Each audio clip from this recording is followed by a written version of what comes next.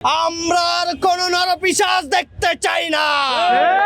আমরা আর কোনো মানবাধিকার লঙ্ঘনকারীকে দেখতে চাই না। আমরা এমন একটা ঢাকার স্বপ্ন দেখি যেই দিনে এই চত্বরে একজন নিরীহ হিন্দু ভাইকে শিবির ট্যাগিং দিয়ে নির্মমভাবে হত্যা করা হয়েছিল।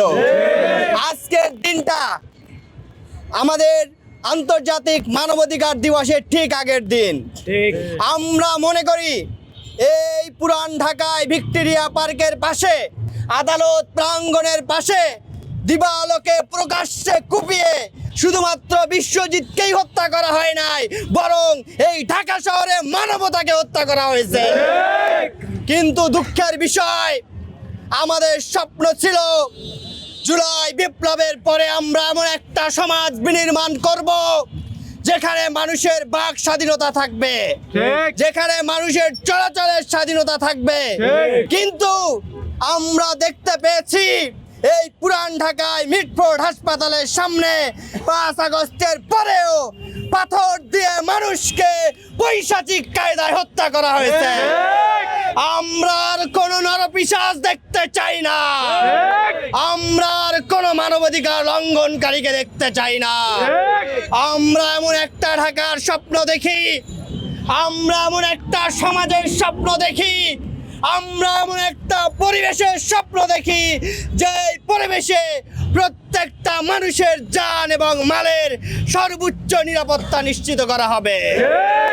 আমরা এমন একটা সমাজের স্বপ্ন দেখি যে সমাজে একজন ব্যবসায়ী তার ব্যবসায়ী টাকা পয়সা নিয়ে সেই সুন্দরবন থেকে শুরু করে পায়ে হেঁটে রাতের অন্ধকারে বাংলা বান্ধা পর্যন্ত যাবে, কিন্তু তার সম্পদে কেউ আত্মসাৎ করতে আসবে না। এই সোনালী সমাজ সেদিন প্রতিষ্ঠিত হবে যেদিন বাংলাদেশের প্রতিটি মানুষ, প্রতিটি তরুণ সমাজ তাদের বিবেকবোধ নিয়ে জাগ্রত হবে। সম্মানিত সাংবাদিক ভাইরা, আপনাদের মাধ্যমে আমরা আজকে ইন্টারিম গভর্নমেন্টকে স্পষ্টভাবে বলে দিতে চাই, ছাত্রদের রক্তের উপরে দাঁড়িয়ে আপনি ক্ষমতায় বসেছেন। এই বিশ্বজিৎ দাদাদের জীবনের বিনিময়ে আপনি ক্ষমতায় বসেছেন।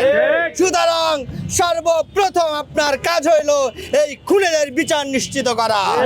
যদি আপনারা খুনিদের বিচার নিশ্চিত না করেন, তাহলে আপনাদের বিচার নিশ্চিত করার জন্য নতুন প্রজন্ম তৈরি হবে ইনশাআল্লাহ।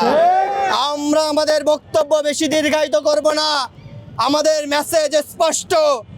আজ বিশ্ব মানবাধিকার দিবসের আগের দিন দাঁড়িয়ে আমরা বলতে চাই, আমরা চাই না কোনো মানবাধিকারের লঙ্ঘন হোক, কোনো হত্যাকাণ্ড ঘটুক।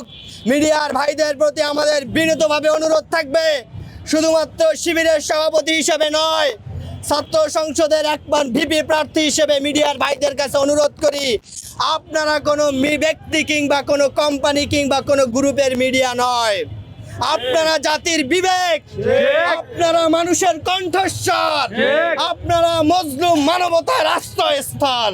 সুতরাং যে জুলুম করবে, জালিমের বিপক্ষে আপনার সর্বশক্তি নিয়ে দাঁড়াবেন ইনশাআল্লাহ। যদি আপনারা সহযোগিতা করেন, আমরা জাগ্রত হই, মানুষের বিবেক জাগ্রত হয়, তাহলেই কেবলমাত্র এই সমাজকে সন্ত্রাস মুক্ত একটি সমাজ প্রতিষ্ঠা করা সম্ভব হবে। আজকের এই মানববন্ধনে উপস্থিত হওয়ার জন্য সম্মানিত সাংবাদিক ভাইরা, সম্মানিত উপস্থিতি, সম্মানিত ঢাকার বিভিন্ন জনসাধারণ, জগন্নাথ বিশ্ববিদ্যালয়ের সম্মানিত শিক্ষার্থী ভাই বোনদেরকে অন্তরস্থল থেকে কৃতজ্ঞতা এবং ধন্যবাদ জানিয়ে আজকের প্রোগ্রাম এখানেই সমাপ্তি ঘোষণা করছি।